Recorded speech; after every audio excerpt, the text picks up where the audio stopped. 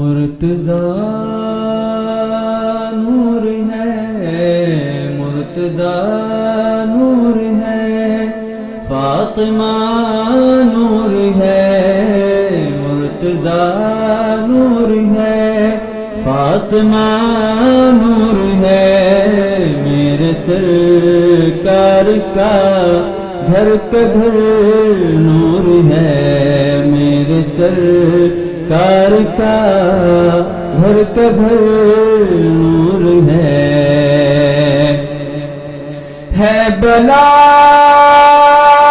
کی کشش دلربا نور ہے بلا کی کشش دلربا نور ہے، ان کی صورت میں اللہ کا نور ہے، ان کی صورت میں اللہ کا نور ہے، میرے سرکار کا گھر کا گھر نور ہے، میرے سرکار کا گھر کا گھر نور ہے، ہر ادا نور ہے، ہر عمل نور ہے، ہر ادا نور ہے، ہر عمل نور ہے، ہر ادا نور ہے، ہر عمل نور ہے، بولنا دیکھنا بولنا دیکھنا اور سوچنا نور ہے، میرے سرکار کا گھر کا گھر نور ہے، اپنے بابا کا سر پہ امامہ لیے، اپنے بابا کا سر پہ امامہ کا گھر نور ہے، میرے سرکار کا گھر کا گھر نور ہے بلا کی کشش دلربا نور ہے بلا کی کشش دلربا نور ہے، ان کی صورت میں اللہ کا نور ہے، ان کی صورت میں اللہ کا نور ہے، میرے سرکار کا گھر کا گھر نور ہے، میرے سرکار کا گھر کا گھر نور ہے، ہر ادا نور ہے، ہر عمل نور ہے، ہر ادا نور ہے، ہر عمل نور ہے، ہر ادا نور ہے، ہر عمل نور ہے، بولنا دیکھنا بولنا دیکھنا اور سوچنا نور ہے، میرے سرکار کا گھر کا گھر نور ہے، اپنے بابا کا سر پہ امامہ لیے، اپنے بابا کا سر پہ امامہ لیے، اپنے بابا کا سر پہ امامہ لیے، دیکھو چاروں طرف دیکھو چاروں طرف فاطمہ نور ہے، دیکھو چاروں طرف سیدہ نور ہے، میرے سرکار کا گھر کا گھر نور ہے۔ الذین اصطفیٰ اما بعد، قال اللہ تعالیٰ فی القرآن المجید والفرقان الحمید الی النبی الحبیبہ الکریم، اعوذ باللہ من الشیطان الرجیم، بسم اللہ الرحمن الرحیم، ومن يعظم شعائر اللہ فإنها من تقوى القلوب، صدق اللہ مولانا العظیم و بلغنا رسولہ النبی الامین الکریم ونحن علی ذلک لمن الشاہدین والشاکرین والحمد للہ رب العالمین۔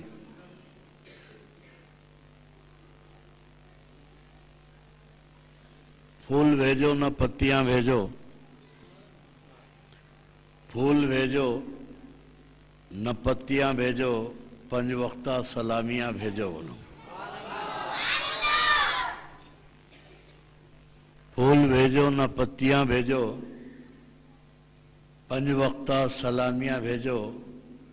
اور یا رسول اللہ ہم نے بھیجے درود کے تحفے، ہم نے بھیجے درود کے تحفے، آپ جنت کی چابیاں بھیجو۔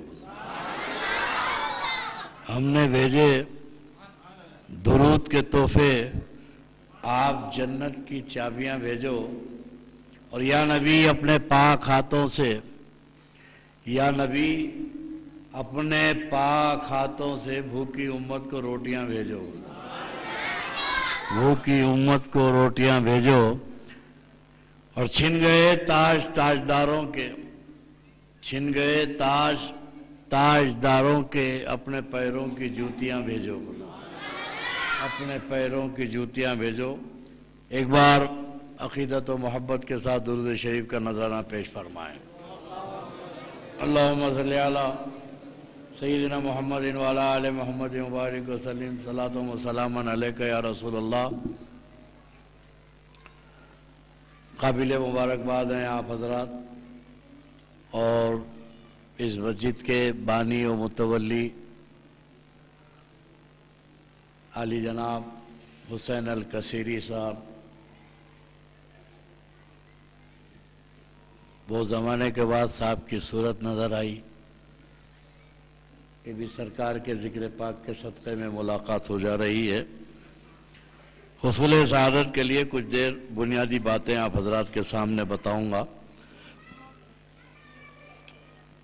ان کے والد ماجد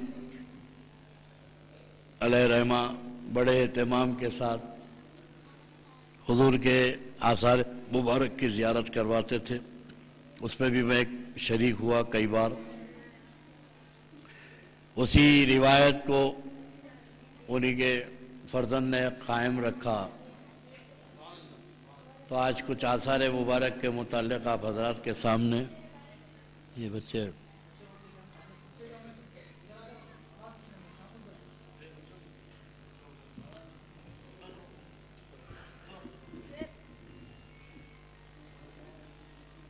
بند کر دیجئے، جس کے بھی مائک موبائل سے بند کر دیجئے گا۔ کچھ بنیادی باتیں آپ حضرات کے سامنے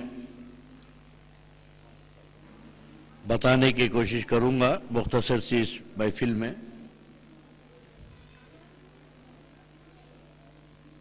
اسلام میں مسلمانوں میں 73 فرقے ہیں۔ بخاری شریف کی حدیث ہے باب الفتن کی، اللہ کے نبی علیہ السلام نے فرمایا پچھلی امت میں 72 فرقے ہوئے، میری امت میں 73 فرقے ہوں گے، کلہم فی النار الا واحدہ، سب کے سب جہنم میں جائیں گے، ایک جماعت جنت میں جائے گی۔ صحابہ نے پوچھا یا رسول اللہ کون سی جماعت جنت میں جائے گی؟ تو آقا نے فرمایا کہ ما انا علیہ و اصحابی، جس پر میں اور میرے صحابہ ہیں، جو اس طریقے پہ چلے گا وہ جنت میں جائے گا۔ آپ نے اکثر دیکھا ہوگا کہ اللہ کے نبی نے یہ فرمایا ما انا علیہ، جس پر میں، کیا فرمایا حضور نے؟ جس پر میں کا مطلب سنت، اور صحابہ کا مطلب جماعت۔ ہر جماعت کا نام جماعت کا ملا رکھتا ہے، ہماری جماعت کا نام رسول اللہ نے رکھا ہے۔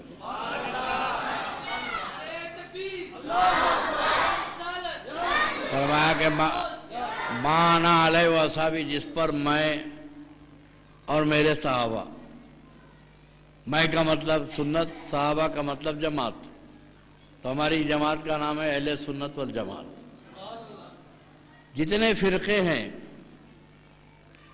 ان فرقوں میں جماعت اسلامی ہے، ابھی آتے وقت دیکھ رہا تھا بھائی راستے میں ہمارے ساتھ نے مولوی صاحب نے بتایا سلفیوں کی مسجد ہے، محلے میں کوئی رہتے نہیں مسجد بنا لیتے لوگ،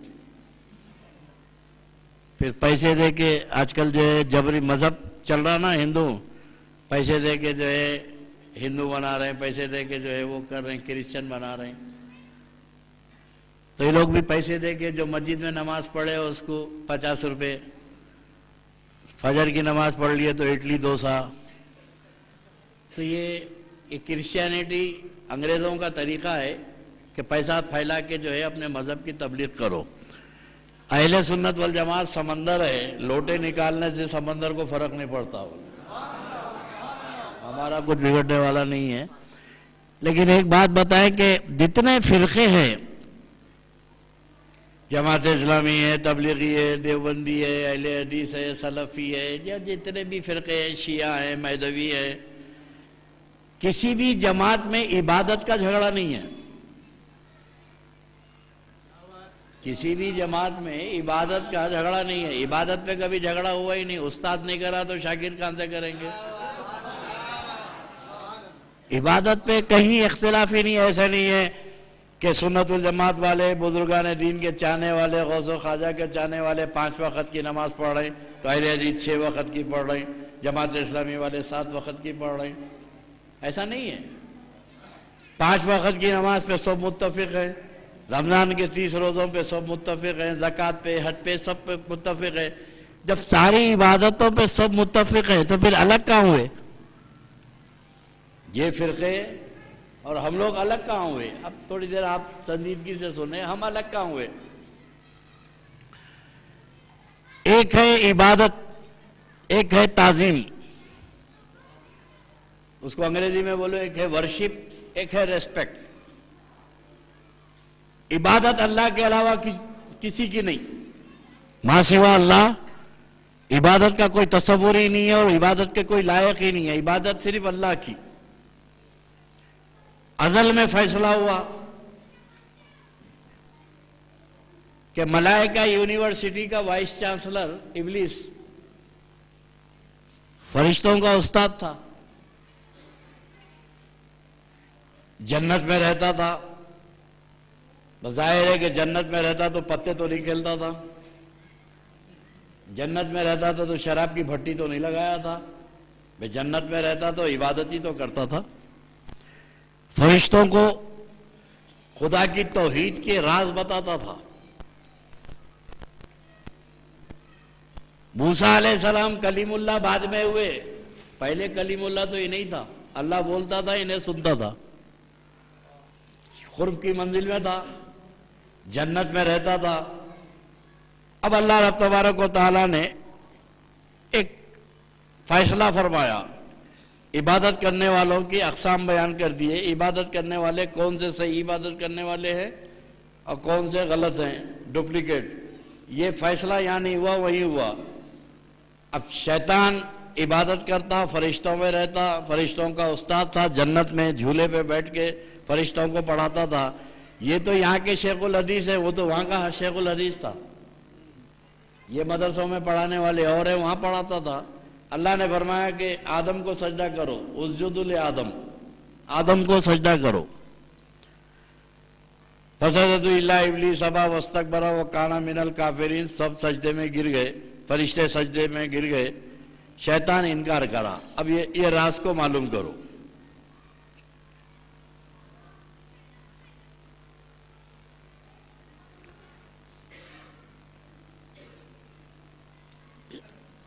اللہ کی عبادت تو ابلیس کر رہا تھا، عبادت تو ہو رہی تھی. اب کا کیا سجدہ کروا رہا تھا؟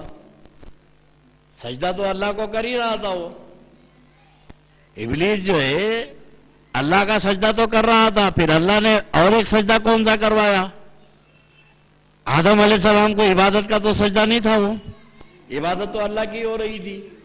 تو پھر آدم علیہ السلام کو جو سجدہ کروایا وہ عبادت کا نہیں تھا. وہ کون سا سجدہ تھا؟ وہ ادب کا تھا، وہ تعظیم کا سجدہ تھا. تو ابلیس کو اللہ کی عبادت سے انکار نہیں ہے. وہ انکار کرا سجدے کا، آدم کا ادب نہیں کروں گا. اللہ کے محبوب کی تعظیم نہیں کروں گا. اور اللہ نے ازل میں فیصلہ فرما دیا کہ اللہ کو وہ عبادت قبول نہیں ہے جس عبادت میں اس کے محبوب کی تعظیم نہیں ہے. جس عبادت میں اس کے محبوب کی تعظیم نہیں ہے. تو اللہ نے حکم دیا آدم کو سجدہ کرو. فرشتے سجدے میں گر گئے. انہیں انکار کرا. ابا واستکبر وکان من الکافرین. یہ انکار کرا. اب میرے دوستو ابلیس بھی جانتا تھا کہ یہ آدم کو تو سجدہ کروایا جا رہا ہے یہ آدم کا ادب کروایا جا رہا ہے. آدم کا ادب و تعظیم کی جا رہی ہے. یہ تعظیم کا انکار کرا. آپ کے ہر نماز میں آپ 2 سجدے کرتے ہیں. ہر فرض نماز میں ہر رکعت میں 2 سجدے کرتے ہیں. اللہ تو 1 سجدے کا حکم دیا تھا. 2 کیوں کر رہے؟ اللہ نے تو 1 سجدے کا حکم دیا تھا. آپ 2 سجدے کیوں کر رہے ہیں؟ ہوا یہ کہ فرشتے جب اللہ نے حکم دیا اسجدوا لآدم آدم کو سجدہ کرو تو فرشتے سجدے میں گر گئے. اللہ کی حمد و ثنا بیان کرنے لگے. آدم علیہ السلام کے سامنے سجدے میں گر گئے. جب سجدے سے سر اٹھائے تو دیکھا کہ استاد پہ لعنت برس رہی ہے. اللہ کی لعنت استاد پہ برس رہی ہے. اللہ کا غضب و جلال. اللہ فرما رہا فخرج فإنک رجیم فإن علیک لعنتی الی یوم الدین. نکل مردود قیامت تک کے تجھ پہ لعنت ہے. جیسے ہی استاد پہ لعنت دے کے فرشتے دم سے دوسرے سجدے میں گر گئے. فرشتے دوسرے سجدے میں گر گئے. پہلا سجدہ حکم پہ کرے. دوسرا سجدہ اس بات پہ کرے کہ بچ گئے. شکرانے میں دوسرا سجدہ کرے. آج بھی ہم نماز میں 2 سجدے کرتے ہیں. پہلا سجدہ حکم کا کرتے ہیں اور دوسرا سجدہ شکرانے کا کرتے ہیں. اب شیطان مردود جب ہوا اللہ سے آرگومنٹ کرنے لگا. اللہ نے فرمایا ابلیس آدم کو سجدہ کیوں نہیں کرتا؟ کیوں سجدہ نہیں کرتا؟ ریزن بتا. میرا حکم کیوں نہیں مانا؟ آدم کو سجدہ کیوں نہیں کرا؟ تو یہ جتنے سلفی دیوبندی جماعت اسلامی والے حضور کو بشر ہیں بشر ہیں بشر ہیں رسول اللہ بشر ہیں رسول اللہ بشر ہیں. کون نہیں معلوم ہے بشر ہے؟ رسول اللہ کے بشریت پہ ایمان ہے ہمارا. اللہ کے نبی بشر ہیں یہ تو ہمارا ایمان ہے. مگر ہر تو بولے کہ بھئی آپ لوگ یہ کیوں بولتے ہیں تقریروں میں حضور بشر ہیں حضور بشر ہیں؟ تو بولے مولانا حقیقت بولتے ہیں. تو بولا ہر حقیقت بولی نہیں جاتی. ہر حقیقت حضور بشر ہیں تو کیا بولنے کے لیے لفظ بشر ہی رہ گیا؟ مگر ہر حقیقت بولی نہیں. بولے حقیقت تو بولنا پڑے گا مولانا. تو بولا ہر آدمی جانتا ہے اس کی اماں جو ہے اس کے بابا کی جورو ہے. اس کی ماں اس کے بابا کی جورو ہے. کبھی اماں کو پکارو میرے بابا کی جورو ادھر آؤ. ہر آدمی جانتا ہے کہ اس کا ماموں اس کے باپ کا سالہ ہے. کبھی ماموں کو بابا کے سالے بول کے پکارتے. بابا کا ہے بابا کے سالے ادھر آؤ. بس بولے گا بدتمیز کیا سیکھ کے آ رہے ہیں؟ بولے حقیقت بولو میرے بابا کے سالے نہیں ہے کیا؟ ماموں بولے گا بیہودے اگر بولنا ہے تو ماموں جان بول ماموں صاحب بول ماموں پاشا بول. یہ بابا کا سالہ کہاں سے نکال رہا آپ نے؟ تو نبی بشر ہیں یہ ہمارا ایمان ہے. لیکن بولیں گے نہیں. جب بولیں گے تو طٰہٰ و یاسین بولیں گے. مزمل و مدثر بولیں گے. سید الانبیاء بولیں گے. رحمت للعالمین بولیں گے. بولنے کے لیے تو بہت سارے الفاظ ہیں. مگر یہ بھی یاد رکھنا سب سے پہلے نبی کو بشر ابلیس بولا. سب سے پہلے نبی کو بشر ابلیس بولا. اور یہاں نہیں بولا وہاں بولا اوپر ہی بولا. اور لفظ بشر توہین کے لیے بولا تعظیم کے لیے نہیں بولا. اللہ نے پوچھا کہ ابلیس آدم کو سجدہ کیوں نہیں کرا؟ تو قرآن سنیے. قرآن پاک میں وہ کہتا ہے قال لم اکن لاسجد بشر. مجھے اچھا نہیں معلوم ہوتا میں بشر کو سجدہ کروں. مجھے مناسب نہیں معلوم ہوتا میں بشر کو سجدہ کروں. تو بشر کہنے کی ابتدا نبی کو سب سے پہلے ابلیس نے کی. وہاں انہیں نے ابتدا کی اور یہ گلی گلی بولتے پھر رہے ہیں. اب اندازہ لگاؤ کہ یہ جماعت کون سی جماعت ہے؟ یہ وہی بولی بولتی ہے جو ابلیس بولتا ہے. اب ایک ہے عبادت اور ایک ہے تعظیم. یہ تو اللہ کی مرضی. وہ آدم علیہ السلام کے سامنے جھکایا. حکم کی تعمیل ہے، خدا کا حکم ماننا بھی عبادت ہے. وہ آدم کے سامنے. اکثر میں یہ سوچتا ہوں کہ یہ جتنے وہابی سلفی حج کو جاتے ہیں تو کیا کرتے ہوں گے حج میں. یہ حج میں تو اللہ کا کوئی کام ہی نہیں ہے. حج میں تو کوئی اللہ کا کام ہی نہیں ہے. اور جتنے کام ہیں اللہ کے نبیوں کے کام ہیں. اب کعبۃ اللہ شریف کا جو 7 مرتبہ طواف کرے، 7 چکر لگائے، کعبے میں کہیں بھی نماز پڑھو تم ہو جائے گی. لیکن جب واجب الطواف ادا کرنا ہے تو تم کو مقام ابراہیم کے سامنے آنا ہوگا. مقام ابراہیم واجب الطواف ادا کرنا ہے تو مقام ابراہیم کے سامنے کھڑے ہونا پڑے گا. اللہ فرماتا ہے کہ وَاتَّخِذُوا مِن مقام ابراہیم مصلی، مقام ابراہیم کو اپنی سجدہ گاہ بناؤ. اور ارشاد ہوتا ہے کہ بَبَرَّکَةٌ مُبَارَکَةٌ فِیہَا آیَةٌ بَیِّنَاتٌ فِیہَا مقام ابراہیم. مقام ابراہیم بڑی عظمت والا ہے. میں تفصیلات میں نہیں جاؤں گا. مقام ابراہیم وہ پتھر ہے. مقام ابراہیم وہ پتھر ہے جس پتھر پہ ابراہیم علیہ السلام کھڑے رہ کے کعبے کی تعمیر کرے تھے. کعبے کی تعمیر کرے تھے تو اس پتھر پہ ابراہیم علیہ السلام کے قدموں کے نشان جم گئے. اور آج بھی وہ قدموں کے نشان موجود ہیں. حاجی جا کے دیکھتا ہے. اب اللہ کی مرضی، وہ آدم علیہ السلام کے سامنے جھکایا یا نبی کے قدموں کے سامنے جھکا دیا؟ یا نبی کے قدموں کے سامنے جھکایا. اور یہاں کے وہابی بھی جا کے نماز پڑھتے. میں نے پوچھا بھائی یہاں کا ہی کچھ جھکے آپ؟ وہاں تو بڑا شرک بولتے تھے آپ، شرک بولتے تھے. یہاں کا ہی کچھ جھکے؟ نہیں معلوم یہاں جھکنا کہتے نا نماز پڑھنا. بولا تیری عبادت میں ہماری عبادت میں یہ فرق ہے، تو بغیر سمجھے کرتا ہے، ہم سمجھ کے کرتے ہیں. اب اللہ کی عبادت کعبۃ اللہ شریف میں ہو رہی ہے مگر احترام نبی کے قدموں کے نشان کا ہے. ہر عبادت میں تعظیم کمپلسری ہے. تعظیم ایک الگ چیز ہے، عبادت ایک الگ چیز ہے. تعظیم اللہ کے محبوبوں کی، عبادت اللہ کی. مگر ہر عبادت میں ادب ضروری ہے. ہر ادب عبادت نہیں ہے. بولو، ہر ادب عبادت نہیں ہے مگر ہر عبادت میں ادب ضروری ہے. اب 2 جملوں میں نتیجہ سن لو. ادب کے ساتھ عبادت یہ فرشتوں کی، تعظیم کے ساتھ عبادت یہ فرشتوں کی عبادت، اور بغیر تعظیم کے عبادت یہ ابلیس کی عبادت.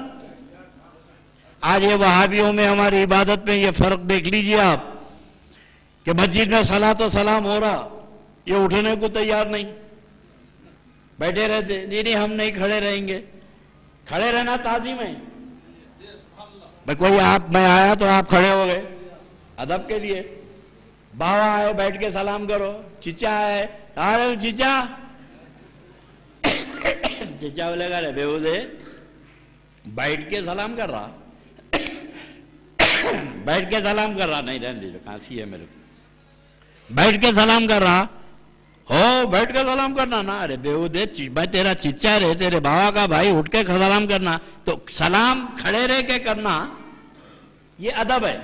بولو، کھڑے رہ کے سلام کرنا یہ ادب ہے. اب وہابی سلام کا انکار نہیں کر سکتا، کافر ہو جائے گا، کیونکہ قرآن میں سلام کا ذکر ہے. اللہ اور اس کے فرشتے نبی پہ صلاۃ و سلام بھیجتے ہیں. اے ایمان والو تم بھی سلام بھیجو. تو ظاہر ہے کہ انہیں سلام کا تو انکار نہیں کرتا، کھڑے رہنے کا انکار کر رہا. کہے گا کھڑے رہنے کا، کھڑے رہنے میں ادب ہے. اب نتیجہ کیا ہے؟ ابلیس جھکنے کو تیار نہیں، انہیں اٹھنے کو تیار نہیں.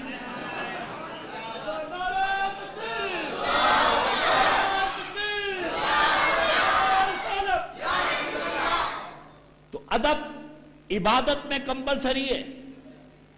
اب بغیر ادب کے، اور اہل سنت والجماعت الحمدللہ ادب سے مالا مال ہے.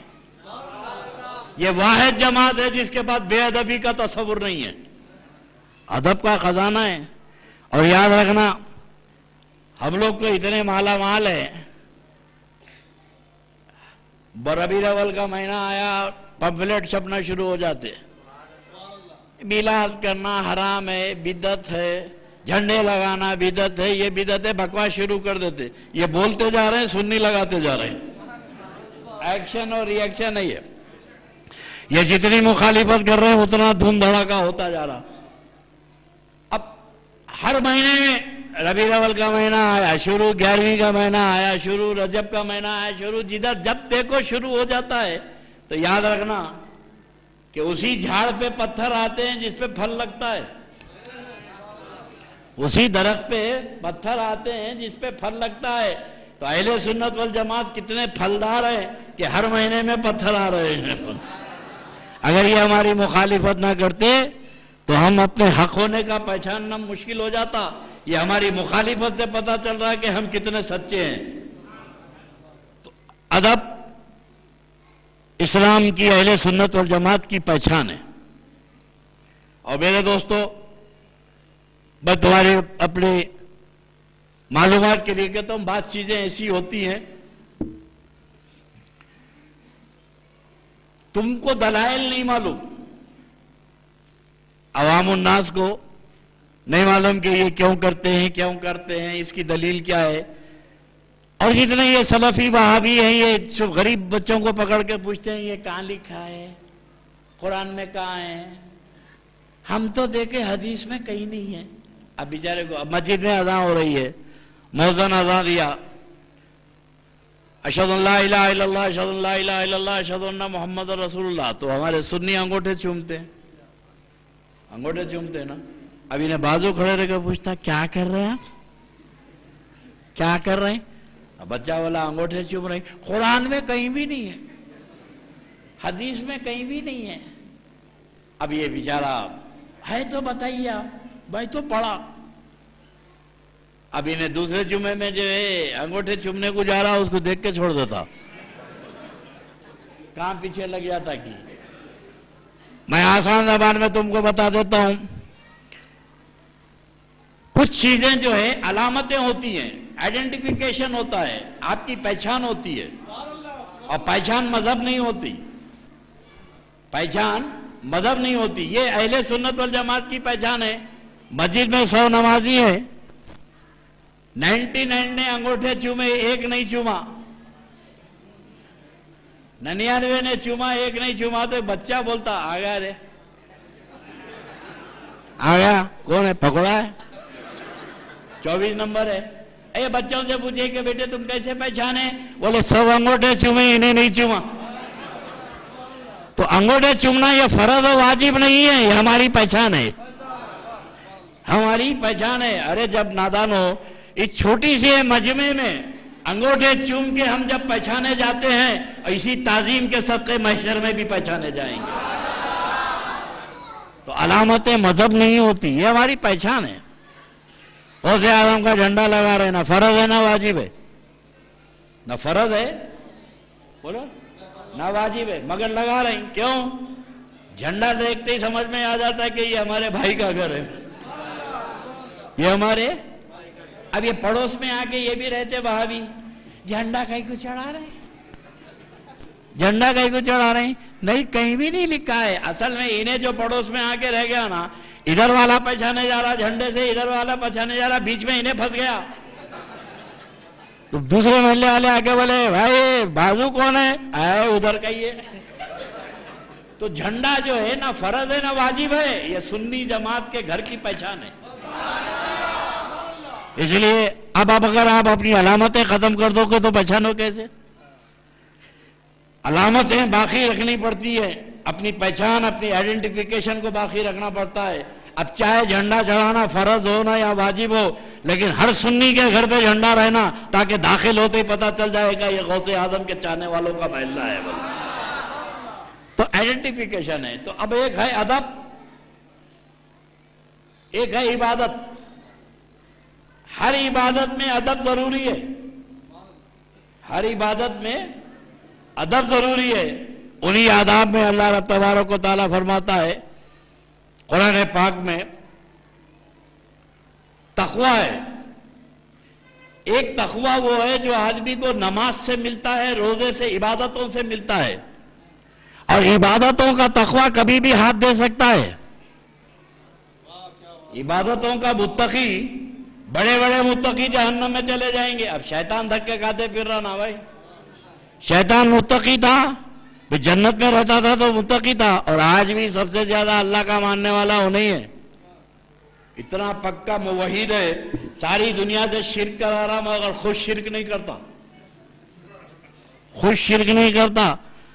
ایک دفعہ روتے بیٹھا ہوا ہے، موسیٰ علیہ السلام اللہ سے کلام کرنے جا رہے ہیں، تو موسیٰ علیہ السلام کو رحم آیا، روتے ہوئے دیکھے، ابلیس کہے کے لیے رو رہا، بولے موسیٰ بہت تھک گیا، وہ ایک سجدہ کر لیتا تو نجات تھی، زمین پہ ایک بالش جگہ باقی نہیں ہے جہاں میں سجدہ نہیں کرا، ہر جگہ سجدہ کرا، ایک بالش جگہ روئے زمین پہ باقی نہیں ہے جہاں میں نے سجدہ نہیں کیا، اور شاگرد بھی طے کر کے نکلے استاد جہاں جہاں تم سجدہ کرے وہاں ہم کریں گے۔ موسیٰ اللہ سے کہہ کے معافی دلا دو، موسیٰ علیہ السلام اللہ سے کلام کر کے واپس آئے تو بولے مولا ابلیس ملا تھا، بہت پچھتا رہا، بہت پچھتا رہا، اب معافی کے لیے کہہ رہا ہے تجھ سے۔ تو اللہ تبارک و تعالیٰ نے کہا کہ موسیٰ جا کے ابلیس کو خوشخبری سناؤ، میں اسے معاف کرنے کے لیے تیار ہوں، وہ آدم کی قبر کو سجدہ کر دے، وہ آدم کی قبر کو سجدہ کر دے۔ موسیٰ علیہ السلام آئے آگے بولے ابلیس تیرا تو کام ہو گیا، تیری معافی کا اعلان ہو گیا، کیا ہوا؟ بولے اللہ فرماتا ہے کہ آدم کی قبر کو سجدہ کر دے، اللہ تجھے معاف کر دے گا۔ تو کھڑے رہ کے بولا میں آدم کو نہیں کرا، اس کی قبر کیا کروں؟ اتنا زیادہ توحید پرست، لیکن جو ظاہر کا تقوی ہے نماز و عبادت کا کبھی بھی ہاتھ دے سکتا ہے، لیکن اللہ رب تبارک و تعالیٰ کو وہ تقوی زیادہ پسند ہے جو دل کا تقوی ہے، جو دل کا تقوی ہے، اور دل کا تقوی یہ عبادتوں سے نہیں ملتا، دل کا تقوی نماز روزے حج سے نہیں ملتا، دل کا تقوی کس چیز سے ملتا ہے؟ تو اللہ تعالیٰ قرآن میں فرماتا ہے کہ وَمَن يَعْظِمْ شَعَائِرَ اللَّهِ فَإِنَّهَا مِن تَقْوَى الْقُلُوبِ، جو اللہ کی نشانیوں کی تعظیم کرتے ہیں، جو اللہ کی نشانیوں کا ادب کرتے ہیں، یہ ان کے دل کا تقوی ہے۔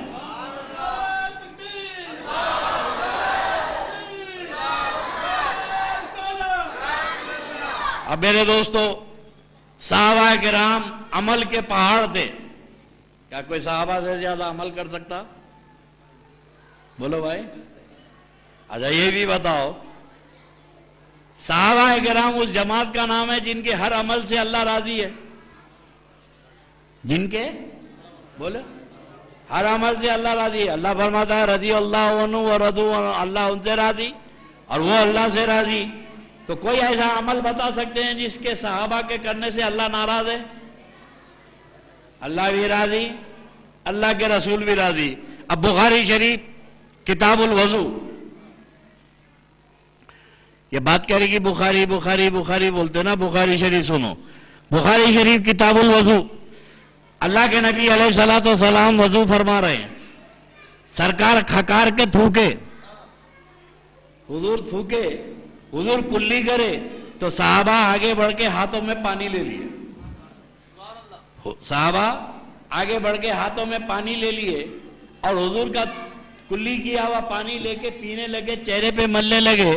اللہ کے نبی وضو کرتے وقت پاؤں دھو رہے ہیں، تو بخاری شریف کی حدیث ہے، حضرت انس فرماتے ہیں کہ صحابہ گھروں سے برتن لے کے آتے اور حضور کے پاؤں کا دھویا ہوا پانی لے کے گھر کو جاتے، خود پیتے، اولاد کو پلاتے۔ یہ عشق و محبت صحابہ کرام کا۔ یہ تو وضو کرتے وقت پانی کا قصہ تھا۔ حجۃ الوداع میں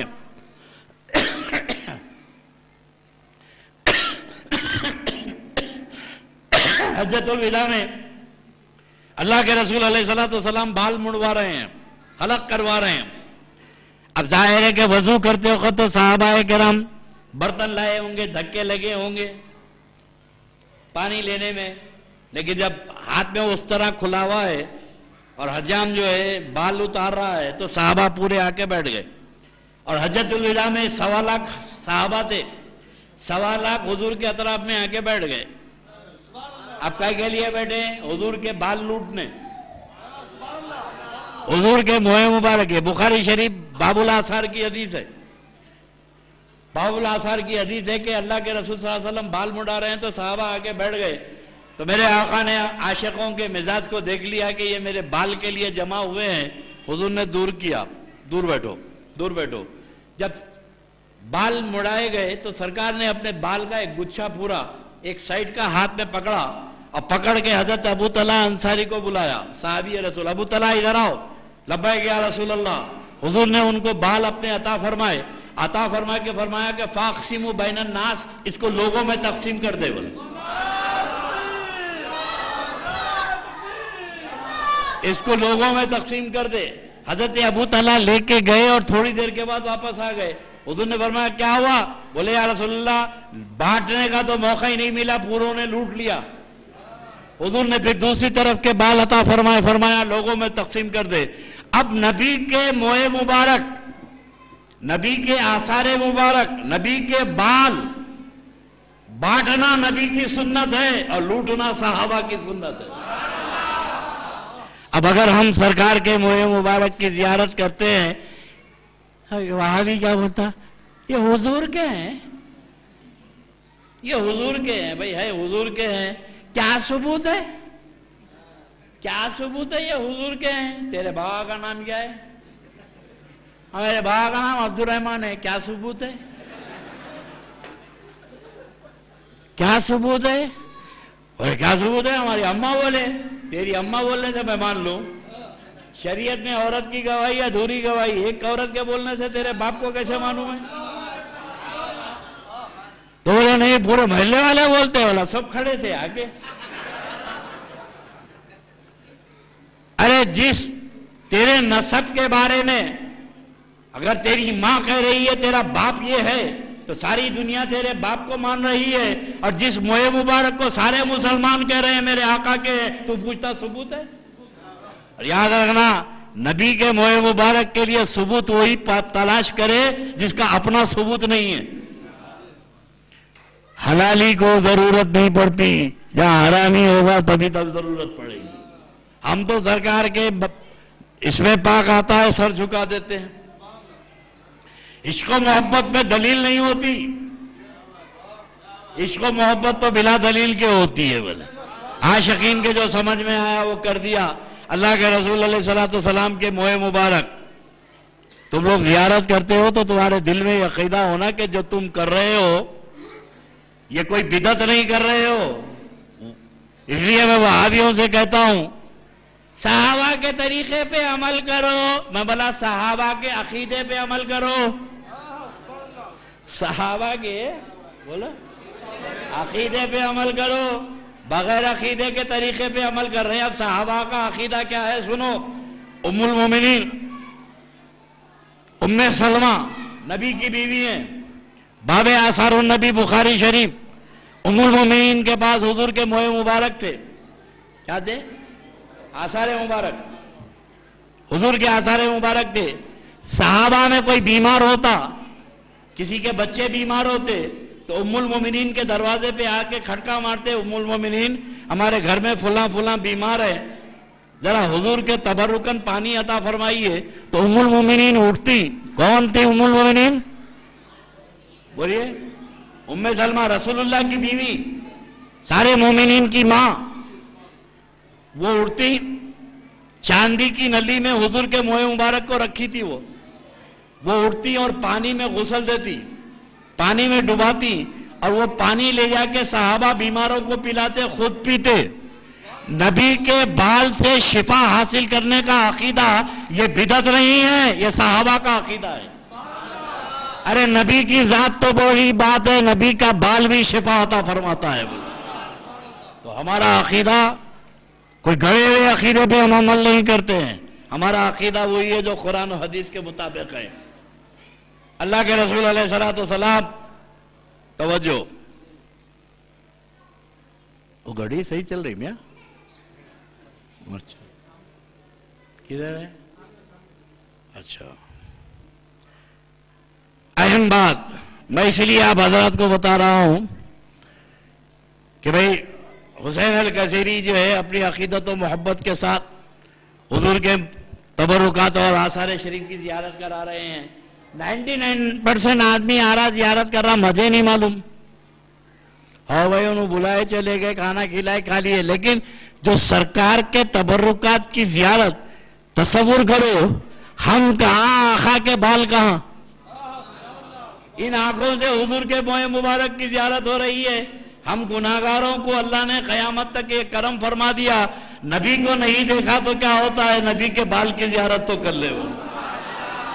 تو یہ وہ خوش قسمت ہیں جن کو یہ موقع ملتا ہے.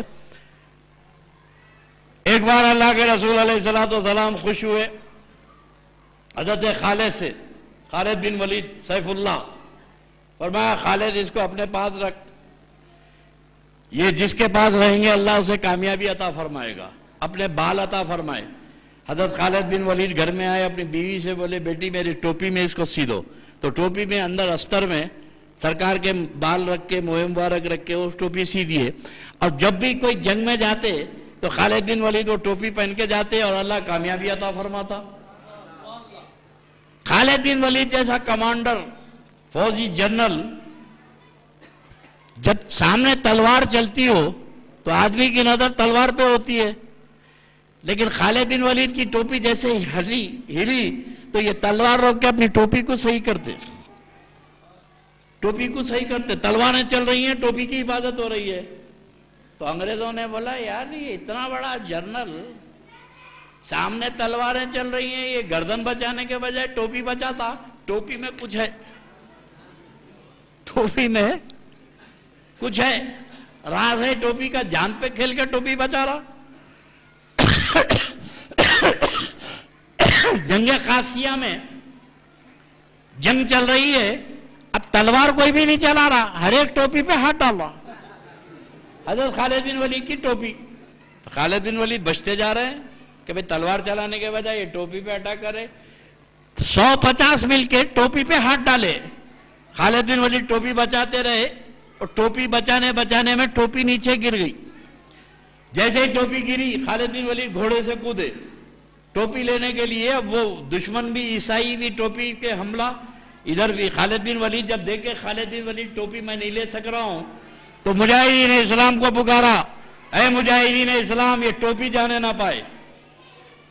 اب کمانڈر کا حکم تھا, جنرل کا, جہاد میں حکم ماننا فرض ہے امیر کا. سارے مسلمان ٹوٹ پڑے ٹوپی لینے کے لیے. ٹوپی لیتے لیتے 70 مسلمان شہید ہو گئے. کتنے؟ 70 مسلمان شہید ہو گئے, بڑا ٹوپی مسلمان لے لیے. اب جب جنگ میں کامیابی ملی, رات کو سب مل کے خیمے میں آئے خالد بن ولید کے, یہ پوچھنے کے لیے بھئی ایک ٹوپی کی کیا اہمیت تھی, ایک جاتی دوسری آ جاتی, آپ نے ایک ٹوپی کے لیے 70 مسلمانوں کو شہید کروا دیا. تو خالد بن ولید سے کہنے لگے امیر آپ کا حکم ماننا فرض تھا, ایک ٹوپی کے لیے 70 مسلمان شہید ہو گئے, آخر کیا تھی ٹوپی کی اہمیت؟ تو خالد بن ولید رونے لگے, بولے خدا کی قسم یہ ٹوپی کے لیے اگر 70,000 مسلمان بھی شہید ہو جاتے تو میں ٹوپی حاصل کر کے رہتا. بولے یہ ٹوپی کی اہمیت نہیں ہے, اس ٹوپی میں میرے آقا کے بال ہیں. بولے اس ٹوپی میں میرے نبی کے بال ہیں. اب 1400 سال پہلے, جملہ نوٹ کر لو, 1400 سال پہلے خالد بن ولید نے فرمایا میں نہیں چاہتا تھا کہ یہ میرے آقا کے بال کسی ناپاک ہاتھ میں پہنچے. کیا فرمایا؟ میرے نبی کے بال کسی ناپاک ہاتھوں میں پہنچے. 1400 سال پہلے خالد بن ولید نے کہا, اور آج بھی خدا کی قسم کسی ناپاک کے پاس میرے آقا کے بال نہیں رہتے.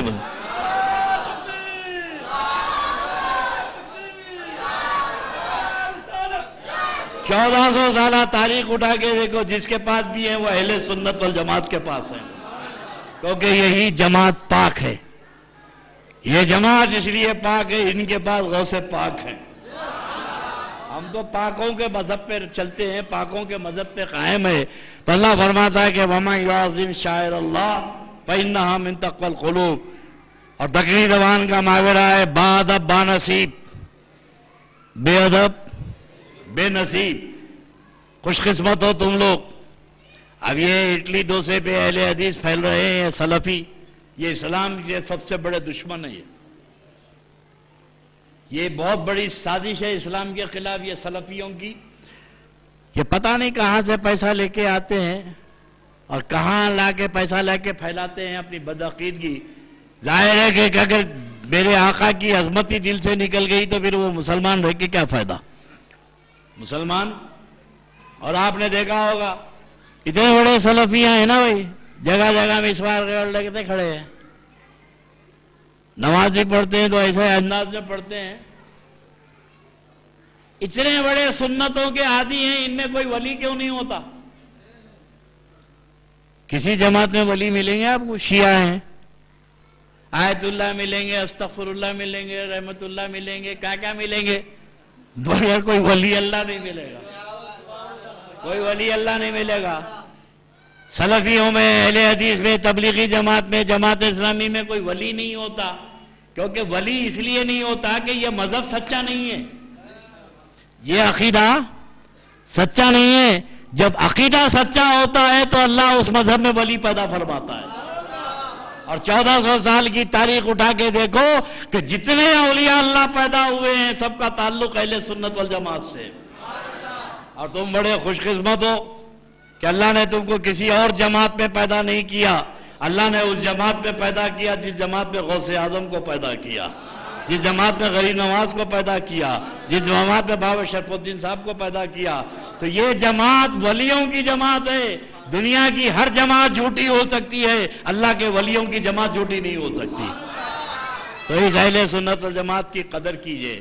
یقیناً آپ بڑے خوش قسمت ہیں کہ سرکار کے تبرکات کی زیارت بھی کرتے ہیں، لیکن اہل سنت والجماعت پہ ایک ذمہ داری ہے کہ مسجدوں کو بھی آباد کریں. میں حضور سے محبت ہے، آپ میں تبدیلی تو آنا چاہیے نا.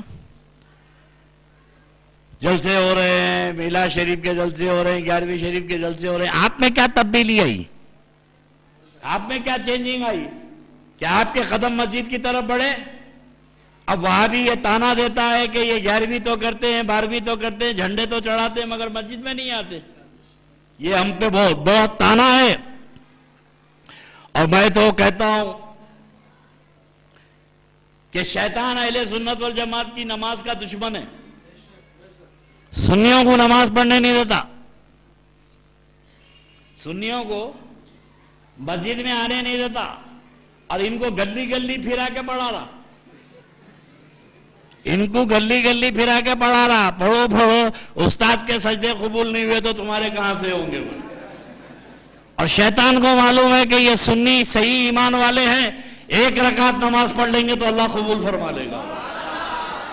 اس لیے کہ شیطان کو شکست دینا ہے تو مسجدوں کو آباد کیجئے، خدا کے گھر کو آباد کیجئے، تاکہ یہ جو تانا دے رہے ہیں ہر ایک کے اوپر ذمہ داری ہے، ہر ماں باپ پہ ذمہ داری ہے اپنے بچے کو نماز کی تلقین کرے. ایسا نہیں ہے کہ آپ نماز پڑھ کے چھٹی پا لیے. اگر آپ نے نماز پڑھ لی تو قیامت میں آپ کو جواب دینا ہوگا آپ کے بھائی کا کہ تو نماز پڑھا، تیرا بھائی کیوں نہیں پڑھا. کلکم راعین و کلکم مسئول عن رعیتہ. ایک دوسرے کے تم نگراں ہو، ایک دوسرے کے بارے میں سوال کیے جاؤ گے. یقیناً اللہ تعالیٰ آپ کی نیازوں کو بھی سلامت رکھے، مگر نمازوں کو بھی سلامت رکھے. نمازوں کی پابندی کیجئے، مسجدوں کو آباد کیجئے، آپ خدا کے گھر کو آباد کیجئے، اللہ آپ کے گھروں کو آباد فرمائے گا. آج مسلمانوں میں یونٹی، اتحاد کی بہت ضرورت ہے. اللہ رب تبارک و تعالیٰ آپ کو ہماری حاضری قبول فرمائے، تبرکات رسول آثار نبوت کی زیارت کی توفیق عطا فرمائے، اور پروردگار ہماری یہ حاضری اور زیارت کرنا قبول فرما لے. وآخر دعوانا الحمدللہ رب العالمین.